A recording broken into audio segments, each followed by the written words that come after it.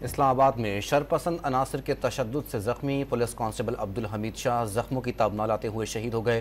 D चौक पर उनकी नमाज जनाजा अदा कर दी। वजीर आजम ने मुलव्विस तमाम अफराद को कैफरे किरदार तक पहुँचाने का हुक्म दे दिया। वजीर दाखिला ने मुल्जिमान को अंजाम तक पहुँचाने के अज़्म का इजहार किया।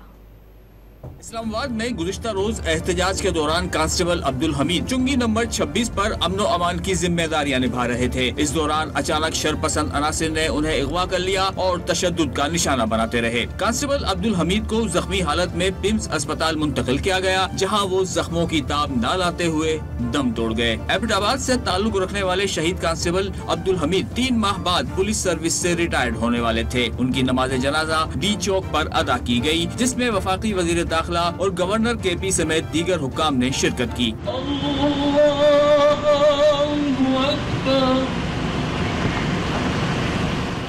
इस्लामाबाद पुलिस के चाको चौबंद दस्ते ने शहीद को सलामी पेश की।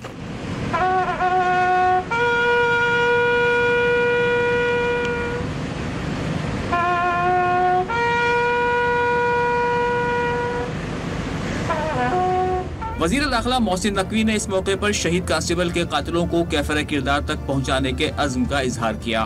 जो भी इस शहीद के कत्ल में मुलव्वस है, इंशाअल्लाह ताला हमारा कल भी आपसे ये वादा किया था कि उनमें से कोई भी नहीं बचेगा। अब्दुल हमीद की जो फैमिली है वो उसके 2 बेटे हैं, उनके दोनों बेटों को एक सीडीए में ऑलरेडी एम्प्लॉई है, उसको कंफर्म करेंगे हम इंशाल्लाह ताला अगले 1-2 दिन के अंदर। उसका एक बेटा जो है वो उसको हम पुलिस में भर्ती करेंगे। प्लस इस शहीद के लिए शहीद पैकेज हम फौरी तौर पे अगले 2 दिन में प्रोसेस करेंगे। वजीर आजम और वजीर आला पंजाब ने कांस्टेबल अब्दुल हमीद की शहादत पर गहरे दुख का इजहार करते हुए मुल्जिमान की जल्द गिरफ्तारी के अहकामात जारी किए।